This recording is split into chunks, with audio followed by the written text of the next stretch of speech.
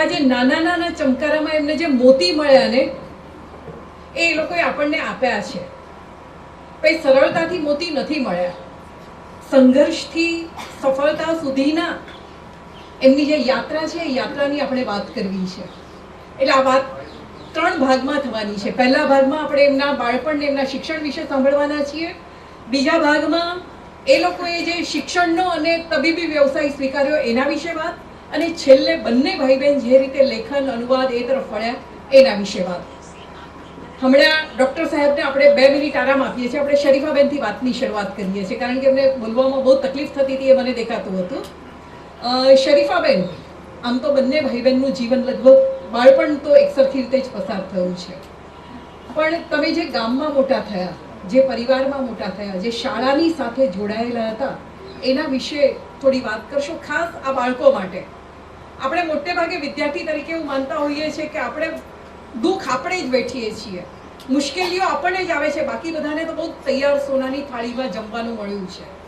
પણ જે સોનાની થાળી સુધી એ લોકો પહોંચ્યા છે ને એની સફરની શરૂઆત કેવી આકરી હતી, કેવી તેજાબી હતી એ આપણે જાણવું જોઈએ ને એટલે આપણે એ વાતથી આની શરૂઆત કરીએ છીએ. શરીફાબેન.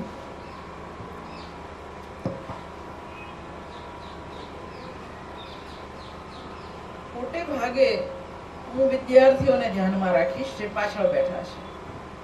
આ બધા મોટે ભાગે જીવી ચૂક્યા છે, સંઘર્ષો વેઠી ચૂક્યા છે, જે મેળવવાનું હતું એ મેળવી ચૂક્યા છે, જેટલી સેવા કરવાની હતી એ બધાએ કરી છે. પણ જે લોકો જિંદગીને બહુ સરળ માને છે અથવા તો બહુ અઘરી માને છે એ બેઉ માટે હું વાત કરીશ. અમે જે ગામમાં મોટા થયા એ ગામમાં 1000ની વસ્તી માંડ હતી, પણ અમે ગામની બહાર રહેતા હતા. અમારા ઘરે લાઈટ ત્યારે આવી જ્યારે હું અને ભાઈ બેઉ વડોદરા ભણવા જતા રહ્યા પછી. અમારી અટક વીજળી વાળા છે પણ અમે ભણ્યા ફાનસથી હંમેશા. જે મા બાપે ભણાવવા માટે ભેખ લીધો એ મા બાપ ભણેલા નહોતા. મારા માં તો હજુ છે અને હજી આજે થરથરતા અંગૂઠે એ બેંકમાં અંગૂઠો જ મારે છે, એ સહી કરતા શીખ્યા નથી. એમણે નિશાળની પગથાર જોઈ જ નથી. જે ઘરમાં મોટા થયા, જન્મ્યા અને મોટા થયા ત્યાં આગળ એવી હાલત હતી. મારા બાપુજી છાપા વેચતા અને અમે 5 ભાઈ બહેન, અને આ સૌરાષ્ટ્રના ગામડા છે જ્યાં આગળ માત્ર ઘરનું જ પેટ ન ભરવાનું હોય, માસીના છોકરા, મામાના છોકરા, માસીના દિયર સુધીના છોકરાઓ પણ ભણતા હોય. એટલે 8 જણનું કુટુંબ 12નું થઈ ગયું હોય અને એ છાપામાંથી બધાના પેટ ભરવાના. તો બપોરનું મળે તો સાંજનું મળશે કે નહીં એ નક્કી ન હોય. એ દિવસોમાં અમે બધા ભણ્યા.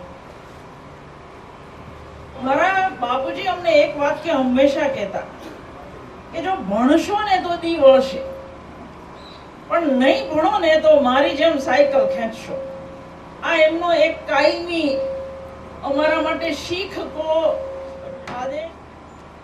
તમે જે નિશાળોમાં ભણો છો ત્યાં જુદા જુદા વિષયના શિક્ષકો તમને ભણાવવા આવે છે. અમે જે નિશાળોમાં ભણતા હતા ત્યાં એક જ શિક્ષક બધું જ ભણાવતા. એક ઓસરીએ 4 ધોરણ બેઠા હોય, પહેલાને ભણાવે, પછી એને લેસન આપે, પછી બીજાને ભણાવે, એને લેસન આપે, પછી ત્રીજાને ભણાવે. તો એના કારણે અમારા જેવા જે કાગડા જેવા હોય એ પહેલાનોય ભણે, બીજાનોય ભણે, ત્રીજાનોય ભણે, ચોથાનોય ભણે. એટલે મારું ને ભાઈનું ગણિત બહુ જ પાક્કું, બહુ જ. અમારો ગણિતનો માર્ક એનોય કોઈ નથી કાપ્યો ને મારોય કોઈ નથી કાપ્યો. કોઈ ટ્યુશન નહીં, કોઈ પ્રકારની બીજી સગવડ નહીં, ગામડામાં ગાઈડ કોને કહેવાય એ ખબર નહીં. અમને બેઉને એક જ શિક્ષકે ગણિત ભણાવ્યું 12માં 11-12માં. અમારા બેઉની સાયન્સ લાઈન. એણે એવું કહેલું કે આ 2 પૂંઠા વચ્ચે જેને બધું આવડતું હોય એને દુનિયાનો કોઈ માસ્તર માર્ક ન કાપી શકે, ને એ સાચા હતા. અમારા ગણિતના માર્ક ક્યારેય કોઈ કાપી શક્યા નહીં. પણ આ જે રસ્તો હતો એ જેટલો બોલવામાં સરળ છે એટલો જીવવામાં સરળ નહોતો. એક જ જોડ કપડાં હોય. ઘણી બધી વાર મને વિદ્યાર્થીનીઓ એવું પૂછે કે મેડમ તમે રોજ નવી સાડી કેમ પહેરો? તો એનું કારણ કે કોલેજના નહીં, નોકરીના બીજા વર્ષ સુધી પણ મારી પાસે ખાલી 2 જ જબ્બા હતા ખાદીના. ત્રીજી જોડ નહોતી. એમટીબીમાં જોડાઈ ત્યારે પણ ત્રીજી જોડ નહોતી. એનું એક કારણ હોય કે એ આ રીતે વ્યક્ત થતું. અને આ જે કે છે ને કે જીવી નાખવાનું, મળ્યું છે તો ભોગવી લેવાનું.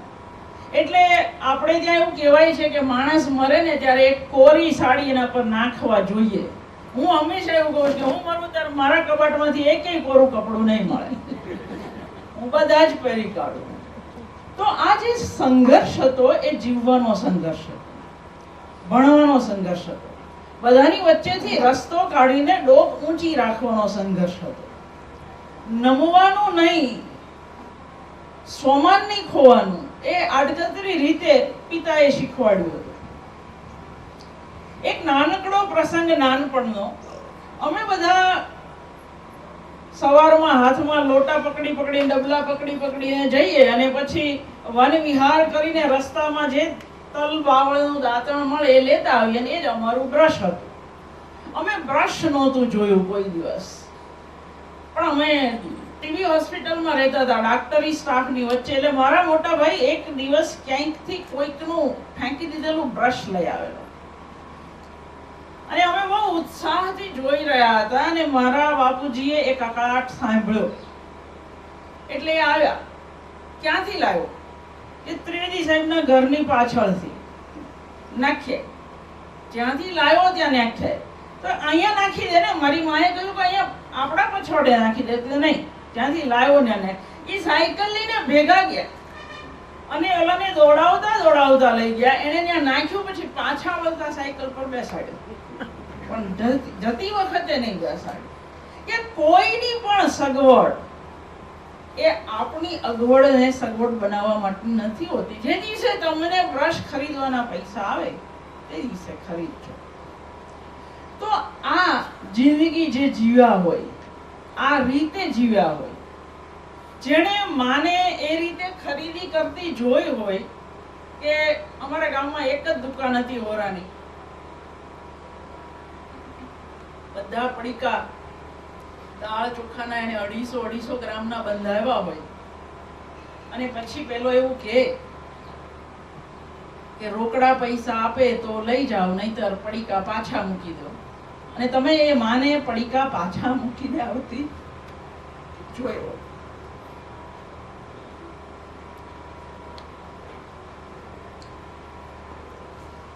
એટલે મેં જે વાત કરી ને કે આપણને સોનાના શિખર દેખાય છે મંદિરના, પણ પાયામાં જે ઘર્ષણ, જે સંઘર્ષ, જે મુશ્કેલી વેઠી એ દેખાતી નથી.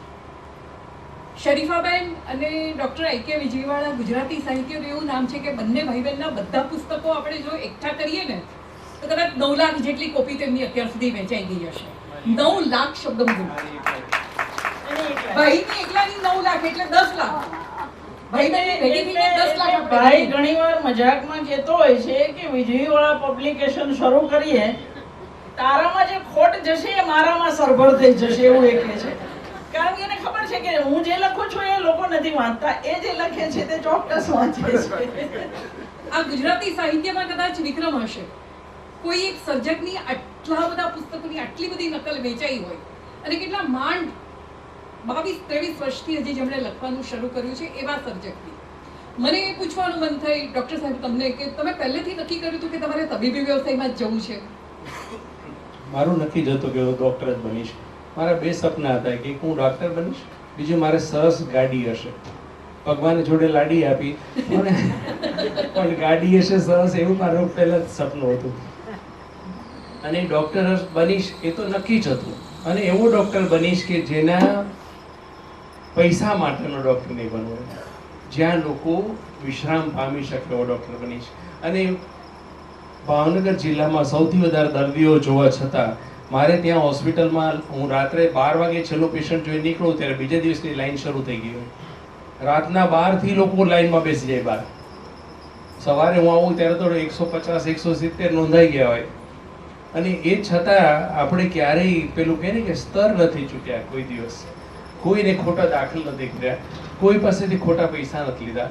10 રૂપિયાની દવાઈ હું પેશન્ટને લખતો હોઉં ત્યારે મારી જાતને કાયમ પૂછું કે મારી દીકરી માટે લખું તો લખું, જો મારી જાત આ પાડે તો જ લખાય. અને એનું ફળ ભગવાને આપ્યું કે આજના 4 દાયકા વીતી ગયા છતાં મારી પોપ્યુલરિટી ત્યાં એ જ છે. એટલે ડાક્ટર બનવું હતું અને ખૂબ સારા ડાક્ટર બનવું હતું એ પહેલાથી જ નક્કી હતું. એક નાનકડી ઘટના એમના વિશે વાંચી છે, હું કહી દઉં, એ લોકો નહીં બોલે, હું કહી દઉં. એક દિવસ અચાનક જ કેનેડાથી એમને 50,000નો એક ચેક કોઈએ મોકલ્યો. કોણે મોકલ્યો એ નામ ખબર નહોતી.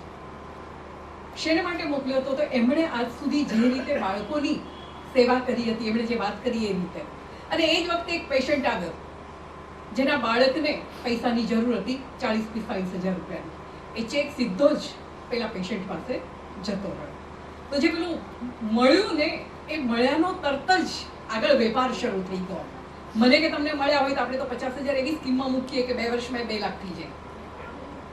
અહીંયા એમણે એ નથી કર્યું. એમણે હંમેશા જે મળ્યું, સમાજે જે આપ્યું, જગતે જે આપ્યું, એને પાછું આપ્યું છે. શરીફાબેન, તમે એવું કહું કે તમે ભાઈની જેમ જ 12 સાયન્સમાં હતા, તો તમારે પણ સાયન્સ લાઈન લેવા પાછળની ઈચ્છા કઈ હતી? તમારે પણ ડોક્ટર બનવું હતું કે જે આર્કિટેક્ચરમાં ગયા હતા ત્યાં જવું હતું કે ફાર્માસિસ્ટ બનવું હતું? અમારા બે વચ્ચે નાનેથી હરીફાઈ હતી. એ જેટલા ટકા 8મામાં લાવે એટલા 2 વર્ષ પછી મારે લાવવાના. અને આ હરીફાઈ 10 ધોરણ સુધી ટકી, 10મા ધોરણથી અટકી.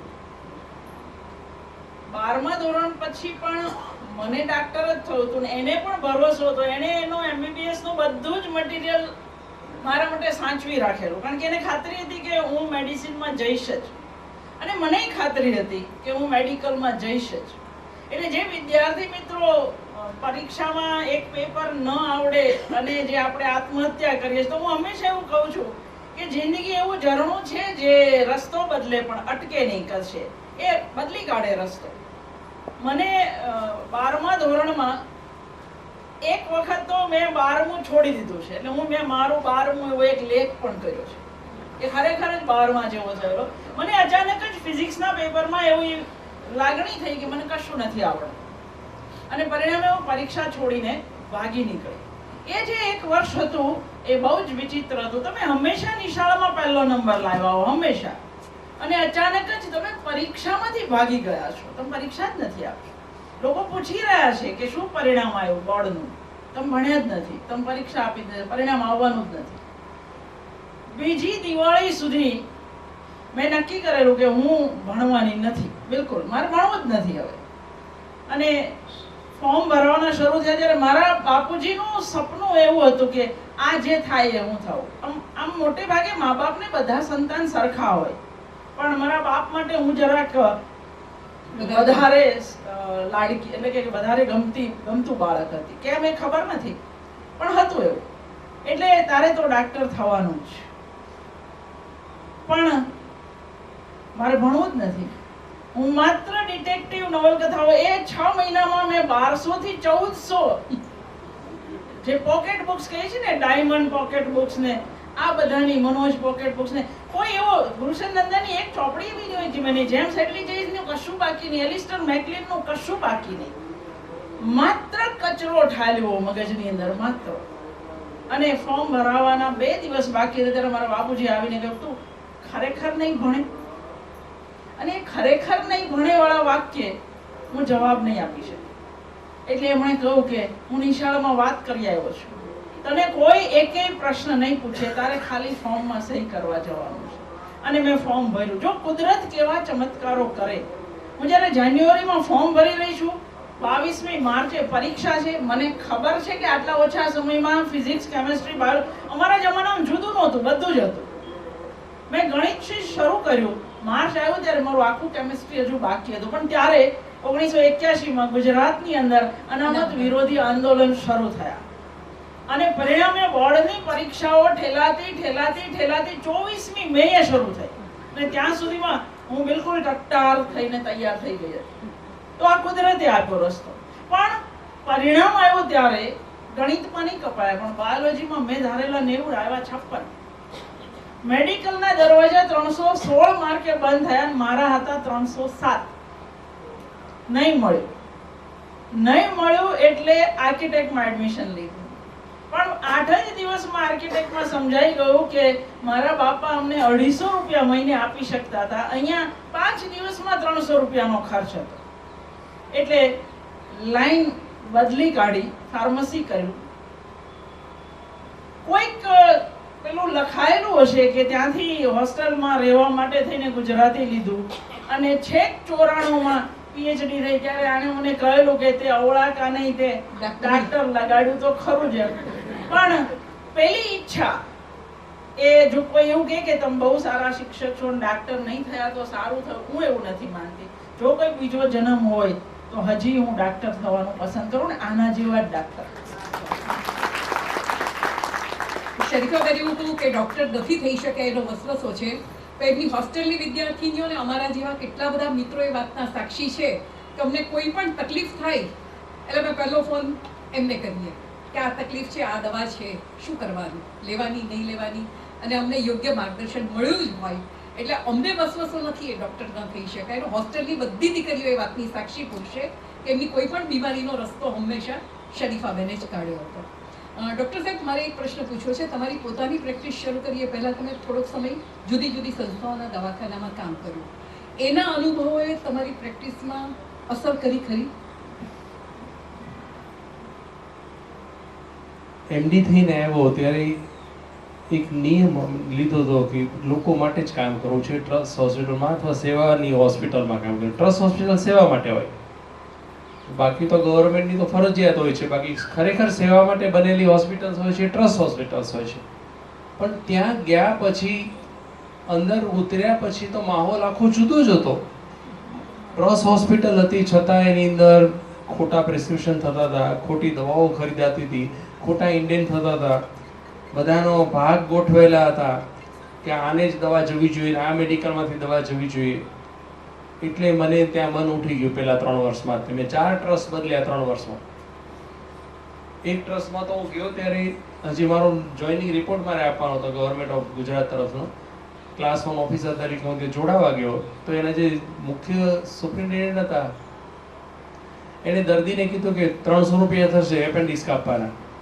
એટલે હું પેશન્ટની બાજુ બેઠો હતો, સામેની ખુરશી. મેં કીધું સાહેબ કેમ 300 રૂપિયા થાય, આ તો ગવર્મેન્ટ હોસ્પિટલ છે.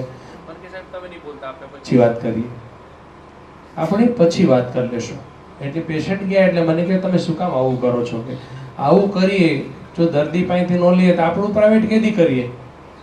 અરે મેં કીધું ધૂળ પડી આવે પ્રાઇવેટમાં. ત્યાં મેં રાજીનામું લખ્યું. જો હા મારું રાજીનામું, કારણ કે તમે અહીંયા એસ્ટાબ્લિશ માણસ છો. જો મને રાખશો તમે તમારા સબોર્ડિનેટ તરીકે, જો મને રાખશો ને સબોર્ડિનેટ તરીકે અહીંયા ડાક્ટર તરીકે, તો કાં તમે રહેશો કાં હું રહીશ. બે તો અહીં નહીં ટકીએ. એટલે 2 જગ્યાએથી આવું કઈનું નીકળી ગયો. બીજી 2 જગ્યાએ મેં 6 મહિના કામ કર્યું અને પછી પડતું મૂક્યું કે નહીં, આની કરતાં આપણા ઓલામાં આપણે તો માલિક ખરા. મારો માલિક હું, મારી ઉપર એક જ માલિક, બીજું કોઈ નહીં. એટલે એ પછી મેં પ્રાઇવેટ પસંદ કર્યું. બાકી મારે પ્રાઇવેટ કરવાની જરાય ઈચ્છા નહોતી. આમ તો બંને ભાઈ બહેનની વ્યવસાયિક કારકિર્દી વિશે બહુ જ વાતો થઈ શકે એમ છે, પણ મને જે સમયની મર્યાદા આપી છે એટલે હવે હું સીધી એ લોકોના લેખન અને શરીફાબેનના વિવેચનને અનુવાદ તરફ આવું. શરીફાબેન, તમે સૌથી પહેલું શું લખ્યું? અનુવાદ કર્યો, વિવેચન કર્યું, સંપાદન કર્યું, સ્મરણલેખ લખ્યા? ક્યાંથી તમારા લેખનની શરૂઆત થઈ? તમે કહું કે તમે ગુજરાતીમાં એમએ અને પીએચડી કર્યું એટલે આપણે એ વાત હવે નથી કરતા, સીધી આ જ વાત કરાવીએ. 1987માં જ્યારે હજુ ફાર્મસીનું જ કામ કરતી હતી, ફાર્માસિસ્ટ તરીકે જ, ત્યારે જોસેફ મેકવાને એક લેખ લખવા કહું. એક પુસ્તક કરી રહ્યા હતા પિતૃતર્પણ, અને મેં કહું કે મને લખતા ન આવડે, હું વાચક બહુ, અમે લોકો નાનપણમાં બહુ વાંચતા. અમારી પાસે રેડિયો નહોતો, ટીવી નહોતું, મોબાઈલ નહોતું, કોઈ રમવાવાળા અમે જ એકબીજાની સાથે રમવાવાળા હતા. એટલે વાંચતા બહુ. હું ને ભાઈ તો બાંધ્યા પાને વાંચતા. તમે કદાચ આ શબ્દ નહીં સાંભળ્યો હોય. બાંધ્યા પાને વાંચવું એટલે શું? તો અશ્વિની ભટ્ટ હોય કે હરકિશન મહેતા હોય, એની નવલકથા બાપુજી લાવી આપી હોય તો બેઉને સાથે વાંચવી હોય. એટલે પછી મારા બાપા અમને બાંધી આપે કે આના 100 પાના પૂરા થાય પછી તારે 100 પાના વાંચવાના. એટલે હું 98મા પાને હોય ને ત્યાં માથા પર આવીને ઊભો રહી ગયો હોય કે ખેંચવા માટે કે 100 પાના પૂરા એટલે લઈ લેવાના. એટલે નાનપણમાં જ 7મા 8મા ધોરણ સુધીમાં મેઘાણી મળ્યા, મુનશી, રવ દેસાઈ, દર્શક કે કોઈ પણ એકેય ગુજરાતી લેખક 7મા ધોરણ સુધીમાં બાકી નહોતા રહ્યા. હા, એ સમયે અમે વિવેચન કોને કહેવાય કે એવું કંઈ ના વાંચતા. કે હું એવું કહું કે મેં મુનશીથી માંડીને બધું વાંચેલું, પણ મેં સુરેશ જોશીનું નામ પણ નહોતું સાંભળ્યું ગામડાની અંદર. એ વાસ્તવિકતા છે. અને 8મા 9મા 10મા ધોરણમાં ટાગોર, શરદ બાબુ આ બધા જ વંચાઈ ગયેલા, કારણ કે બધા ગુજરાતીમાં મળતા. એટલે જ્યારે મેં પહેલો લેખ લખ્યો વિદ્યાર્થી તરીકે, ડરતા લખેલો, અને મને એટલી ખબર હતી કે અમે જે જીવા છીએ તે જ મારે લખવાનું છે. મારે આની અંદર કોઈ કલ્પના કરવાની નથી. અને નવાઈ એ લાગી કે જ્યારે પુસ્તક બહાર પડ્યું ત્યારે એક અવાજે એવું બધાએ કહ્યું કે આ ચોપડીમાં સૌથી સારો લેખ તારો છે. તો મારા માટે એ શાબાશી પણ હતી, નવાઈ પણ હતી કે મને લખતા આવડે એવું. પછી અનુવાદ બાજુ વળી. અમે એ ગામમાં મોટા થયા જ્યાં કોઈ થેન્ક યુ કે સોરી પણ ન બોલતું હોય. એટલે અંગ્રેજી એનું નાનેથી સારું હતું, કારણ કે અમારા ગામમાં એક મિશનરી ભાઈ હતા જે ભાઈઓને ભણાવતા હતા, બહેનોને નહીં. પણ મારું અંગ્રેજી જરાય સારું નહોતું. પણ અંગ્રેજી પેલો કચરો જે વાંચ્યો ને વચ્ચેના વર્ષોમાં, એણે બહુ મદદ કરી ભાષા શીખવવામાં. અને પરિણામે એવી વાર્તાઓ ના અનુવાદ શરૂ કર્યા જે હું હંમેશા વિચારું કે આ એટલી અદ્ભુત વાર્તા છે. મારી ભાષામાં આવી ટેકનિક નથી, મારી ભાષામાં આવો વિષય નથી, અને મારી ભાષામાં જેને અંગ્રેજી નથી આવડતું એને જો આ વાંચવી હોય તો એ જરૂરિયાતમાંથી મેં અનુવાદ શરૂ કર્યા. ધીરે ધીરે કરતા અનુવાદમાં મારો રસ્તો ફંટાયો. 2002ના તોફાનો પછી હું ભારતના ભાગલા, હિન્દુ મુસ્લિમ સહજીવન, ભારતની ગંગા જમની સંસ્કૃતિ, એના વિશે વધારે અનુવાદ કરતી થઈ. કારણ કે મૂળભૂત રીતે હું માનું છું કે મને તમને બનાવનારો કોઈ એક જ છે. હું ને તમે બધા એક જ જમીન પર વસીએ છીએ, એક જ આકાશની નીચે જીવીએ છીએ. મારી તમારી સંસ્કૃતિ, સંગીત, ભાષા બધું જ એક છે. તો આપણે કોઈ રીતે જુદા હોઈ શકીએ નહીં. એ પુરવાર કરવા માટે જ 2003 પછી મેં બધા અનુવાદ કર્યા, જેટલા પણ કર્યા એટલા બધા જ. હવે એક પ્રશ્ન આપણે ડૉક્ટર સાહેબને પૂછીએ. તમારું પહેલું ઓફિશિયલ પુસ્તક તો બાળ આરોગ્ય શાસ્ત્ર, એટલે બાળ આરોગ્યમાંથી એમણે શરૂ કરી, પછી ઉંદરભાઈને આંખો આવીને એ બધું આવ્યું. પણ મોતીચારો પહેલું પુસ્તક તૈયાર થયું, પ્રકાશકે બહુ સહજતાથી એ સ્વીકાર્યું હતું કે એને માટે તમારે પાપડ વણવા પડ્યા? હલો, મોતીચારો લખ્યું ને તો પહેલા મેં બધા અનુવાદો કરી રાખ્યા, ભાવ અનુવાદો. પછી સૌરાષ્ટ્ર સમાચાર ત્યાં અમારો લોકલ ન્યૂઝપેપર છે એમાં મોકલ્યા. એટલે મને એના તંત્રીએ પાછું મોકલ્યું, મને કે આવું કોઈ વાંચે નહીં, છપાય નહીં. પછી 1-2 પ્રકાશકને મોકલ્યા તો એ લોકોએ ના પાડી. ત્યાર પછી શરીફા વચ્ચે પડી અને કે આમને ઇમેજ પબ્લિકેશનમાં મોકલી જોશે મહેશભાઈને. એટલે મહેશભાઈને મોકલ્યું તો મહેશભાઈ મને કહે કે જો આવું કોઈ વાંચે નહીં, આવું અમે છાપીએ પણ નહીં, પણ તમે જો કહેતા હો તો તમારા ખર્ચે અમે છાપી આપીએ. એટલે મેં કીધું તો 250 નકલ છાપો. મને કે 250 નહીં, મિનિમમ તમને 750 છાપી, 250માં તો અમને ખોટ જાય કે. એટલે મેં કૃતિકાને વાત કરી, મેં તો 250 750 છાપીએ, 200 એક આપણા મિત્રોને મોકલશું, બાકીની 500 છે ચણા મમરાવાળા સિંગના પડીકા બાંધશે, કાંઈ વાંધો નથી. છપાવી 750 નકલ છાપી. એના 15 દિવસમાં અમારે બીજી 3500 નકલ છપાવી પડી. અને આજે મોતીચારા એક જ પુસ્તકની 1,55,000 નકલ પૂરી થઈ ગઈ. ડૉક્ટર સાહેબે જે વાત કરી એમાં એક વાતનું ઉમેરણ કરી આપું. ઇમેજ એ વખતે સુરેશ દલાલ સંભાળતા હતા અને સુરેશ દલાલ પાસે બધા જ પુસ્તકો જાય અને એ નક્કી કરે કે આ પુસ્તક ચાલશે કે નહીં ચાલે. એમણે પછી જાહેરમાં એ સ્વીકારેલું કે હું કોઈ લેખકની વાતમાં ક્યારેય ખોટો નથી પડ્યો, મોતીચારોની વાતમાં હું ખોટો પડ્યો.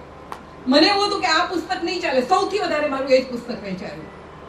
એટલે જો ભલભલા પ્રકાશક પણ જે પામી નહોતા શક્યા, એ બાળરોગ નિષ્ણાતે પામી લીધું હતું કે પ્રજાને, વાચકને શું જોઈએ છે.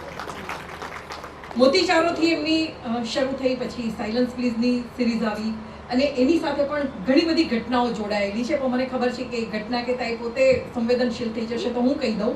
એક વિદ્યાર્થી 12માં નપાસ થયો, આત્મહત્યા કરવાનું નક્કી કર્યું હતું ને કોઈકે સાયલન્સ પ્લીઝ વાંચવા માટે આપી અને વાંચ્યા પછી એની જિંદગી બદલાઈ ગઈ. એ બહુ મોટો રેડિયોલોજિસ્ટ બન્યો. તો આ તો એક દાખલો, આવા તો કેટલા બધા દાખલા હશે અને એમના કેટલા બધા ઉદાહરણો અમે લોકો વર્ગમાં આપતા હોઈએ છીએ. એમના એક શિક્ષક લીલાબેન વિશેની વાત તો મેં મોટાભાગના શિક્ષકો સાથે કરી હશે. મને કુતૂહલ એ વાતનું છે સાહેબ કે આ મોતીચારો ને સાયલન્સ પ્લીઝ જેવી સિરીઝ પછી નવલકથા તરફ વળવાનું અને બાળકો માટે એટલે કિશોરો માટેની સાહસ કથાઓ એ લખવાનું કઈ રીતે શરૂ થયું? જુઓ, હકીકત કેવી છે કે આ ભણેલ સાહિત્યકાર છે અને હું અભણ સાહિત્યકાર છું. અહીંયા તો કેવું છે કે પેલા ખેતરમાં કેવું હોય કે કાં તો બાજરો વાવ્યો હોય, કાં તો જુવાર બધી વાવી હોય, કાં તો મકાઈ બધી વાવી હોય. અહીં તો જંગલનું પેલું ક્ષેત્ર છે, ગમે તે ઉગે. મારે તો જે ઉગ્યું એ મૂકતો ગયો. મારા મગજમાં જે નાનપણમાં આટલું બધું વાંચ્યું હતું એમાંથી જે અંદર ઉતર્યું હશે, એમાંથી જે નીકળતું ગયું મૂકતો જ ગયો. એક જ વાત મારે કરવી છે કે જે પેરાનોર્મલ છે, પેરાનોર્મલ મીન્સ કે નોર્મલ ન કહી શકાય એવી છે. એક નવલકથા મારી એવી છે જે મેં લખી એવું નથી લાગતું. ગુરુ. ગુરુમાં હું એ સમયે કોરોનામાંથી હોસ્પિટલમાં 5 દિવસ રહીને રજા લઈને આવ્યો અને બહુ શ્વાસ ચડતો હતો મને એ સમયે. તો હું એક દિવસ રાત્રે સૂતો તો રાતના 2:30 વાગે હું ઉઠી ગયો અને મને જાણે કોઈ ઉઠાડ્યો અને એક અથથી ઇતિ સુધી આખી વાર્તા કહી દીધી કે આ તો લખજે. એટલે ગુરુ એક એવી છે જે ચમત્કારિક નવલકથા છે મારી. બાકી તો બધી મેં વિચારીને મનથી લખેલી છે કે ઉગતો ગયો, લખતો ગયો.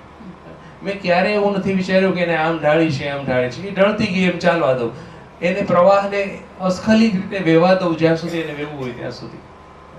છેલ્લી 2 નવલકથા એવી છે કે જેમાં મેં ઘણી ભૂલો કરી હતી, મારી બેને સુધારી મારી. બાકી સળંગ નીકળે એમને એમ.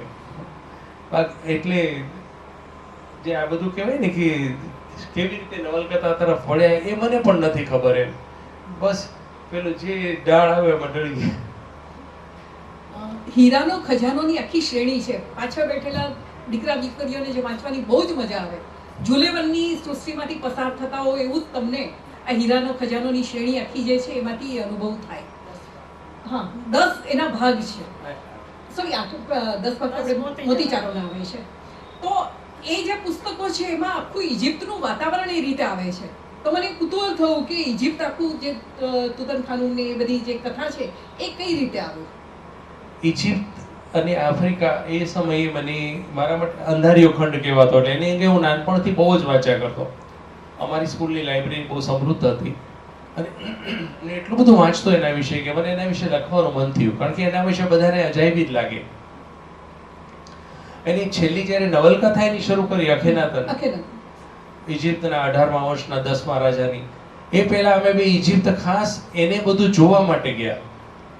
અને એ સમયે મને ઇજિપ્તની અંદર એટલું બધું રોમાંચક બધું લાગ્યું કે 5000 વર્ષ જૂનું બધું એમનેમ છે ત્યાં. જ્યારે ભગવાન શ્રી કૃષ્ણ અહીંયા હશે એ સમયે ના એ પિરામિડની અંદર તમે ઊભા હો કેવું લાગે કે શ્રી કૃષ્ણ ભગવાન ભારતમાં એ સમય હશે ત્યારે પિરામિડની અંદર ઓલા બધા પૂજારીઓ ચેન્ટિંગ કરતા હશે. અદ્ભુત વસ્તુઓ છે. એટલે ઇજિપ્તનું આખું વાતાવરણ વાંચનમાંથી ઊભું થયું હતું. પછી મેં જઈને બધું જોયું કે આવું જ છે, ખરેખર એવું છે. ઘણી વખત તમને મન ચક્ષુ જે હોય છે ને એ તમારા સ્થૂળ ચક્ષુ કરતા વહેલા લઈ જતા હોય છે, દેખાડી દેતા હોય છે. હું કોંગો નદી નથી ગયો, પણ હીરાના ખજાનામાં કોંગો નદીનું વર્ણન છે, બરાબર? તો કોંગો નદીમાં ગેટ્સ ઓફ હેલ નામનો એક ચેપ્ટર આવે છે કે નર્કના દરવાજા. એ જગ્યાએ એક હાઇડ્રો પ્રોજેક્ટ છે અત્યારે. ત્યાં આપણો ગુજરાતનો એક એન્જિનિયર કામ કરે છે. એણે મને એક દિવસ ત્યાંથી ફોન કર્યો. મને કહે, સર તમે અહીંયા ક્યારે આવ્યા હતા? મેં તો ભાઈ હું નથી આવ્યો, કોઈ દિવસ. મને કે સર હીરાના ખજાનામાં આપે જે વર્ણન કર્યું છે એ ડિટ્ટો એવું જ કર્યું છે કે જેવું છે ત્યાં. એટલે તમને નવાઈ લાગશે કે આ સાહિત્ય એક એવી વસ્તુ છે કે મન ચક્ષુ દ્વારા તમને ક્યાં ક્યાં જવારીને ઉડવાની તક આપે. મેં એવા પ્રદેશો જોઈ લીધા કે જે હકીકતમાં ત્યાં જે આવે છે એવું કહે છે કે ના એવા જ છે. એટલે આ બધું ચમત્કારિક લાગે. જો કે આખી આપણી જિંદગી ચમત્કારિક છે, એક એક શ્વાસ ચમત્કારિક છે. તમે માનો તો બધું ચમત્કાર છે અને ન માનો તો કશો જ ચમત્કાર નથી. બાકી હું તો એવું જ માનીને જીવું છું કે દરેક વસ્તુ ચમત્કાર છે. નાનપણની વાત કરી એની અંદર એક વસ્તુ જોડી દઉં કે અમે બે બેનભાઈ ઝૂંપડામાં મોટા થયા. 10 બાય 10 નું ઝૂંપડું, ઉપર પતરા. જ્યારે વરસાદ આવે ત્યારે ચુવાગ પડે, વાસણ ખૂટી જાય પણ ચુવાગ ન ખૂટે. પવન આવે ત્યારે પતરા ઉડી જાય. એટલે રાતના અંધારામાં એને ગોતવા જવાના, પવન રહી જાય પછી. એ ઝૂંપડામાં અમે મોટા થયા અને નવાઈની વાત છે કે બંનેને વડાપ્રધાનના હાથે એને મળ્યું છે. મને 77માં વડાપ્રધાનના હાથે એના મળ્યું છે. મોરારજી દેસાઈ હતા ત્યારે, એને નરેન્દ્ર મોદી સાહેબના હાથે, એટલે બેયને વડાપ્રધાનના હાથે મળ્યું છે. એક ઝૂંપડામાં વડાપ્રધાનના હાથે સન્માનિત થયેલી બે વ્યક્તિ હોવાનો અમને ચાન્સ મળે. આ બધો ચમત્કાર છે. જરા શરીફાબેન સાથે પણ વાત કરી લઈએ. અનુવાદોની વાત થઈ, પણ હવે મને એ વાતમાં રસ છે કે ગુજરાતી ભાષાની ઉત્તમ વાર્તાઓ, એની આખી સંપાદન શ્રેણી શરીફાબેન કરી રહ્યા છે. તો એ વાર્તાઓ માટેની સંપાદન શ્રેણી એ કરવાનો વિચાર ક્યાંથી આવ્યો? બે કારણ હતા. મેં પણ નાનપણમાં જ્યારે વાંચ્યા ત્યારે નવલકથાઓ જ વાંચેલી. મુનશી હોય, મેઘાણી હોય, મળિયા હોય, બધાની. એમની વાર્તાઓ નહોતી વાંચી ક્યારે. વાર્તાઓ અભ્યાસના કારણે વંચાતી થઈ. અને વાર્તા અને કવિતા બે એવી વસ્તુ છે જે તમારે સમજવા માટે શીખવી પડે. એ એમને એમ ન આવડે. જે રીતે નવલકથામાં મજા આવે એવી મજા વાર્તા કવિતામાં એની જાતે ન આવે. એનું એક શાસ્ત્ર સમજવું પડે. અને હું એ શાસ્ત્ર ભણી, પરિણામે વાર્તા સમજતી થઈ. મારી માં જો કે એવું કહે છે કે તું આખા ગામની વાર્તાઓની ટીકા કરે છે ને તને તો વાર્તા લખતા નથી આવડતી. પણ એક હકીકત છે કે મને વાર્તા લખતા નથી આવડતી, પણ કોઈની પણ વાર્તા સારી છે કે નબળી હું કહી શકું છું. એ શાસ્ત્ર સમજી છું. એટલા માટે જેમ જેમ હું સંપાદનોમાંથી પસાર થતી ગઈ ગુજરાતી વાર્તાકારોના, એમ મને સમજાતું ગયું કે આપણા સંપાદકોએ બહુ જ વેઠ ઉતારી છે. બહુ જ વેઠ. એટલી હદે કે સારામાં સારી વાર્તાઓ બહાર રહી ગઈ હોય અને સાવ નબળી વાર્તાઓના સંપાદન થયા. એટલી હદે કે એની એ જ વાર્તાઓ બધા સંપાદનોમાં પુનરાવર્તિત થતી હોય. એટલે મેં જાતને એક વચન આપ્યું કે જે તે સર્જકનું સંપાદન કરવું, એની એક વાર્તાની પહેલી આવૃત્તિ મેળવ્યા પછી, જેથી ઇતિહાસ પણ સાચો લખાતો જાય. હું અત્યારે ઇતિહાસ સુધારતી જાઉં છું. મળિયાની વાર્તા, દલાલની વાર્તા, કઈ વાર્તા પહેલી, આ બધું કરતી જાઉં છું સાથે. એટલે પન્નાલાલ પટેલે 374 વાર્તા લખી હોય તો આપણે 374 વાંચવી પડે, પછી એમાંથી પસંદ કરો. એટલે છેલ્લા 15 વર્ષથી મેં કામ શરૂ કર્યું. મેં 22 વાર્તાકારને સંપાદિત કર્યા ગુજરાતના. એની અંદર હું એવું માનું છું કે મેં 30,000 વાર્તા વાંચી હશે ટોટલ. તો હું કહી શકું કે આ વાર્તા લેવી જોઈએ ને આ વાર્તા નહીં લેવી જોઈએ. અને સદનસીબે અમને બેઉને ઈશ્વરે એક વરદાન આપ્યું છે, એ છે યાદશક્તિનું. એને મારા કરતા વધારે આપ્યું છે, મને થોડુંક એના કરતા ઓછું આપ્યું છે, પણ છે તો ખરું જ.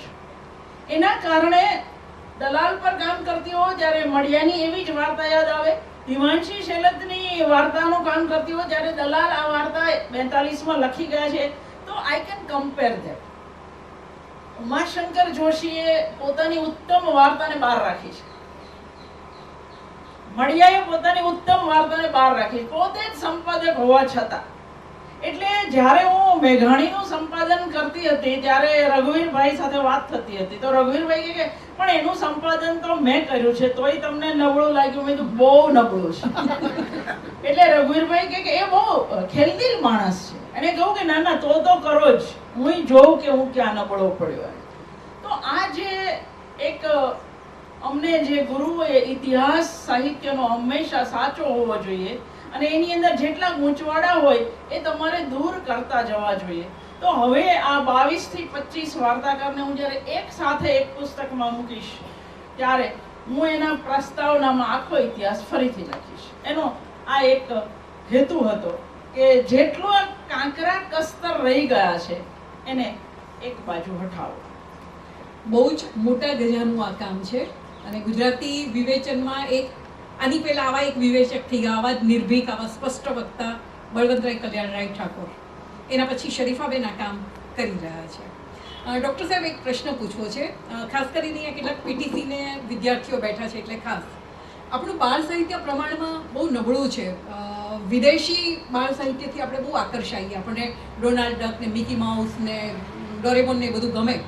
પણ જે લોકો પીટીસીના શિક્ષકો બનવાના છે એમને હું યાદ કરાવું કે ડૉક્ટર સાહેબે બિંબુ મદનિયાના પરાક્રમો એ નામની આખી એક સિરીઝ લખી છે, જેમાં નાનકડું એક મદન્યું હાથીનું બચ્ચું, એની સાથે વાંદરો, એ બધા પાત્રો છે ને વર્તમાન સમયની સાથે જોડાતા જાય છે. એવું જ ભોલુની 2 ભાગમાં લખાયેલી, 3 ભાગમાં લખાયેલી તમે એને નવલકથા કહો કે લાંબી વાર્તા કહો, એક નાનકડો બાળક અને એક ચમત્કારિક શક્તિ મળી જાય અને પછી એ જે રીતે સાહસ કરે છે. આ પુસ્તકો કઈ? મારી દીકરી એવી અઠીલી હતી, જો કે છે હજી હતી એવું નથી, મોટી 30 વર્ષની થઈ ગઈ તો અઠીલી જ છે. રોજ રાત્રે 5મા ધોરણમાં 4થા ધોરણમાં આવી ત્યારથી એક વાર્તા ન કહું ત્યાં સુધી સુવે નહીં કોઈ દિવસ. મારે એને વાર્તા કહેવાની, રોજ નવી વાર્તા કહેવાની, અને એણે વાંચ્યું એમાંથી નહીં કરે કે એનું વાંચન એ ગજબનું છે, એટલું બધું એણે વાંચ્યું છે કે વાત પૂછોમાં. એટલે મારે એને વાર્તા કહેવાની, એને ન વાંચી હોવી જોઈએ, એને મજા આવવી જોઈએ, એને હસવું આવવું જોઈએ, નહીંતર મારે ફરી વાર કહેવાની. એટલે બહુ શરતો સાથે વાર્તાઓ કરતા ગયા. એક સિલસિલા જ્યાં સુધી 10મામાં આવી ત્યાં સુધી ચાલુ રહ્યો, 10માથી બંધ થયો. એટલે 8-9 વર્ષ સુધી મારે એને વાર્તાઓ કહેવી પડી, જાતે બનાવીને. એને લીધે મને બાળ વાર્તાઓનું એવું લાગ્યું કે બાળકો પાસે તો કશું છે જ નહીં, બધી વાર્તા મારે બનાવીને કેવી પડે છે. મેં જે બાળકોની વાંચી હતી બધી વાર્તાઓ મને પછી એવી લાગી જ નહીં કે આને મારી દીકરીને કહું. અને પછી મેં નક્કી કર્યું કે ના, આ બધી વસ્તુ જે મેં તર્જનીને કીધું છે મારી દીકરીને એ હું હવે લખીશ. એટલે બિંબુનો જન્મ એમાંથી થયો છે. અને કિશોર કથાઓ એનાથી આગળ વધીને સાહસ કથાઓ બધી. સાહસ કથામાં તો એવું હતું કે મને સાહસ કથાઓ બહુ જ ગમતી. જુલેવન ને બધા વાંચી નાખ્યા ને ભાગ, પછી મને કંઈક ખૂટતું લાગે. કારણ કે જુલેવનની જુઓ, આપ વાંચશો ને બધા ખ્યાલ આવશે કે બધી એવી નથી સરસ. અમુકમાં જુલેવને રીતસર વેઠ ઉતારી છે, સોનેરી ધૂમકેતુ ને આ તે બધું એમાં તો બહુ વેઠ ઉતારી છે. એટલે મને એમ થયું કે એવું કેમ ન બનાવી શકે કે બધામાં મજા આવે અને પાત્ર, દરેક પાત્ર હોય એની સાથે વાંચનાર તાદાત્મ્ય અનુભવે. એટલે મેં 10મા ધોરણની અંદર હીરાનો ખજાનાનો 90 પાના લખ્યા નોટબુકમાં. 10મા ધોરણના વેકેશન અમારે સૌથી લાંબુ પડતું કે માર્ચમાં પરીક્ષા પૂરી થઈ જાય અને જૂન, જુલાઈ, ઓગસ્ટ સુધી અમે પહેલું 12માની બેચ, એટલે ઠેકાણા જ ન હોય સરકારના જ તે કે 11મું ક્યાંથી શરૂ કરવું, એના પુસ્તકો ક્યારે મોકલવા, એ કંઈ ઠેકાણા ન હોય. એટલે 4-5 મહિનાનું વેકેશન મળે, તેમાં મેં હીરાના ખજાનો 90 પાના લખ્યા. એ નોટ ખોવાઈ ગઈ. પછી તો મેડિકલ શરૂ થયું, પ્રેક્ટિસ શરૂ થઈ. 2003ની સાલમાં આણે મને કીધું કે મારા સામાનમાંથી તારી નોટબુક જડી છે, હીરાનો ખજાનો તે એવું લખેલું છે, મેં મોકલી દે. એટલે 2004માં હીરાનો ખજાનો બાકીના 40 પાના લખ્યા. એટલે એક વાર્તા એવી છે કે જેના પહેલું પાનું લખાયું અને છેલ્લું પાનું લખાયું એની વચ્ચે 27 વર્ષનો ડિફરન્સ છે, અને છતાં વાંચનારને ખબર ન પડે કે આ ડિફરન્સ છે. કારણ કે મારા મગજમાં તો વાર્તા એમ ન હતી, ખાલી લખવાની જરૂર હતી. એટલે હીરાના ખજાનો લખીને પછી તો મને પણ એમાં એટલી બધી મજા આવી કે મેં પૂરી કરી, પબ્લિશ કરી અને છોડી દીધી. પછી તો એને હીરાના ખજાનો પોપ્યુલર થઈ ગઈ અને 1 વર્ષ પછી મારી દીકરી તર્જની, ત્યારે મને લાગે છે કે 10 વર્ષની હતી, રડવા માંડી એક દિવસ. મને કે મને બહુ તમારી પર દાજ ચડે છે. મેં તો કેમ? મને કે તમે હીરાના ખજાનાનું પાત્ર અબીરા છે એને કેમ મારી નાખ્યો, દરિયા પાડી દીધો. ઈ માણસ સામે દુખી હતો, એની પત્નીને મગર ખાઈ ગયો હતો અને તમે એને જ દરિયામાં નાખી દીધો. એને જીવતો કરો. એટલે એને જીવતો કરવા માટે મેં સાથીદારની શોધમાં ભાગ 2 લખ્યો અને પછી તો ચાલ્યું. એટલે એ આખી સિરીઝ બનાવવામાં મારો જેટલો ફાળો છે એટલો તર્જનીનો ફાળો છે. એટલે ઘણી વખત આવી આકસ્મિક રીતે બની જતું હોય છે, એમ એ આખી સિરીઝ બની. શરીફાબેન, છેલ્લો પ્રશ્ન તમને. સંબંધોનું આકાશ, જેમ ડૉક્ટર સાહેબનો મોતીચારો સૌથી લોકપ્રિય એવી રીતે શરીફાબેનને સામાન્ય વાચકો સંબંધોનું આકાશથી ઓળખે. એનો બીજો ભાગ ક્યારે, અથવા આત્મકથા ક્યારે? મેં ઉપરવાળા સાથે એક આને કહું છે કે કોઈ પણ ક્ષણ તમારી છેલ્લી ક્ષણ હોઈ શકે, પણ મેં એને કહું છે કે મને ઉપર બોલાવતા પહેલા આત્મકથા લખી લેવા દેજે. પણ એટલા બધા પ્રોજેક્ટ હું નિવૃત્તિ પછી લઈને બેઠી છું એક સાથે. એ પ્રોજેક્ટમાંથી મુક્તિ થાય તો આત્મકથા લેખન બાજુ હું વળું. પણ બધાને જ વચન આપ્યું છે ને જાતને આપ્યું છે એટલે લખીશ તો ખરી, બિલકુલ લખીશ. ક્યારે લખીશ એ ખબર નથી, પણ લખીશ. ડૉક્ટર સાહેબ, તમારી સાથે છેલ્લો પ્રશ્ન. હવે એવો કોઈ વસ્તુ હશે કે હજી મારે આ લખવાનું બાકી છે? લખશો તો ઘણું બધું, પણ આમ એવી કોઈ ઈચ્છા હોય કે ના મારે આવું તો લખવું જ છે? મને તો આનો અંત જ નથી લાગતો, અનંત વસ્તુ છે. અત્યારે મારા મગજમાં 3 નવલકથાઓ ચાલી રહી છે.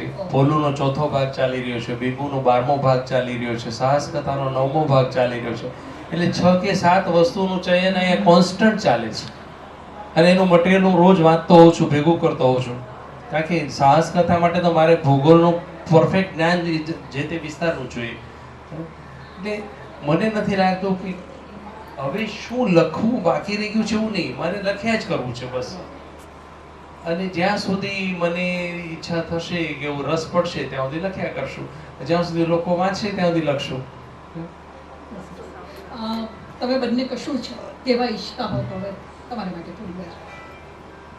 હું એની લખવાની ઝડપ થોડી ઓછી થાય એવું હંમેશા વિચારતી હોઉં, કારણ કે એ જેટલી ઝડપે લખે એટલી ઝડપે મારે પ્રૂફ જોવા પડે. એટલે હું હંમેશા કહેતી હોઉં કે અલા હજી મારી એક ચોપડી પ્રેસમાં જવાની ક્યારની હું વિચારું છું, ત્યાં તારી આ ત્રીજી આવી. એટલે એની લખવાની ઝડપ અતિશય છે, મારી એટલી નથી. પણ એક મને બહુ મજા આવે, અમારી નાનપણમાં અમને બેઉને એકબીજા સાથે સૌથી વધારે અમે બેઉ લડતા, કારણ કે સરખી ઉંમરના હતા એટલા માટે. પછી 5 ભાઈ બહેનમાં સૌથી વધારે દોસ્તી જેની સાથે થઈ એ પણ આની સાથે જ થઈ. નવાઈ એ છે કે એ મારી સૌથી સારી દોસ્ત સાથે પરણ્યો પણ ખરો, જે અહીંયા બેઠી છે, કૃતિકા. આ જે દોસ્તીનો સંબંધ હતો, જે પ્રેમનો સંબંધ હતો, એ સંબંધ, અને ઈશ્વરે મને એવું શરીર આપ્યું કે મારે એની બહુ જરૂર પડે, ડાક્ટર એટલે. અને મને 18 અંગ કરતા ઘણા બધા વધારે વાંકા અંગ આપ્યા ઈશ્વર, એટલા માટે મારે જ જરૂર પડતી, એને કોઈ દી મારી જરૂર નહોતી પડતી. એટલે ભગવાને એને લખતો કર્યો. એ 2003માં લખતો થયો, પછી એને મારી જરૂર પડવા માંડી પ્રૂફ જોવા માટે. એટલે મને થયું હાશ, હું ખાલી લેતી નથી, કાંઈક આપું પણ છું, એટલે સરભર. પણ શરૂઆતમાં જે ઝડપે એની એ લોકપ્રિય થયો, જે ઝડપે એના પુસ્તકો વેચાયા, અને એ મને જે બહુ મજા આવતી, એ જે નાના બાળકની જેમ ખુશ થતો, એ જોઈને મને બહુ જ મજા આવતી શરૂઆતના વર્ષોમાં. પછીના વર્ષો એવા ગયા કે એના વાચકો એ ફોન ન લે ડાક્ટર હોવાને કારણે. એટલે અંકલેશ્વરથી એક વાચકનો ફોન આવેલો કે તમારા ભાઈ આટલું બધું લખે, આટલું સરસ લખે, તમને એવું ન થાય કે એક લીટી પાડીએ બેન? આ કક્ષાએ અમે બેઉ મુકાયા કે હું નથી લખતી અને એ લખી રહ્યો છે, એ લોકપ્રિય છે. બીજું અમારા બે વચ્ચે જે એ નહીં કે જે આસમાન જમીનનો ઉત્તર દક્ષિણ જેટલો ફરક છે, એ બરફ જેટલો ઠંડો થઈ અને દુનિયા સાથે વર્તે. અને મને જ્વાળામુખી ભેટમાં આપેલો છે, એટલે પહેલા વડચકું આવે ને પછી બધું આવે. એટલે એના જે વાચક છે એને હું 5 મિનિટ સાંભળું, એમને ભાઈનું જે બહુ ગમતું હોય, એ બહુ પ્રેમથી કહેતા હોય, પછી મને કંટાળો આવે.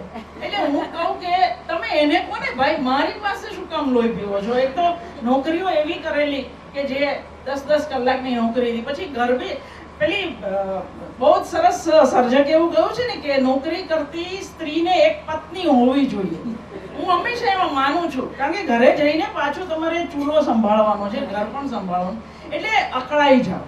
અકળાઈને કહું કે તમારે જો તમારા ભાઈ તો કેટલા નમસ્તે કહીને વાત કરે છે, કેટલી સરસ રીતે, ને તમે તો વડચકા જ ભરતા હો છો હંમેશા. હું કહું કે કારણ કે તમે એનો જે સમય લેવાનો હોય છે તમે મારો લઈ રહ્યા છો એટલા માટે. પણ આની એક મજા છે, તમે કોઈ બી જગ્યાએ, અમારે એક બહુ સરસ વાઇસ ચાન્સેલર આવેલા કોઠારી સાહેબ, એ અમારા સ્ટાફ રૂમમાં આવ્યા અને બધાનું ઇન્ટ્રોડક્શન ચાલતું હતું સ્ટાફમાં એમટીબીની અંદર, અને કોઈકે કહ્યું કે શરીફા વિજોઈવાળા, એટલે કે ઓકે ડાક્ટર આઈ.કે. વિજોઈવાળાના બહેન ને તમે. મેં તો સોરી સર, આ ક્ષેત્રમાં એ મારો ભાઈ છે, હું એની બહેન નથી. હું એટલા આક્રોશથી બોલીશ કે સાહેબ 3 વર્ષ સુધી વાઇસ ચાન્સેલર જ્યારે પણ મળ્યા ત્યારે કે શરીફા બેન એટલે કે જેમના ભાઈ ડાક્ટર વિજયવાળા, આ એમણે યાદ રાખ્યું. તો આની એક મજા છે. હું કોઈ પીટીસી કોલેજમાં બોલવા જાઉં, કોઈ બીએડ કોલેજમાં બોલવા જાઉં, મને યાદ નથી કે કોઈએ ક્યારેય મારી ઓળખાણ મારા પુસ્તક દ્વારા આપ્યું, એવું કદી યાદ નથી. હંમેશા તમે બધાએ મોતીચારો વાંચી છે એટલે સામેથી હા એવું. એના લેખક કોણ? ડાક્ટર આઈ.કે. વિજય. આ એમના બેન છે જે આજે વાત કરશે. પણ એની ખુશી છે, એનો આનંદ છે કે જેણે મારા પછી લખવાનું શરૂ કર્યું, એના નામે આજે દુનિયા મને ઓળખે છે. એનાથી મોટો આનંદ બીજો કયો?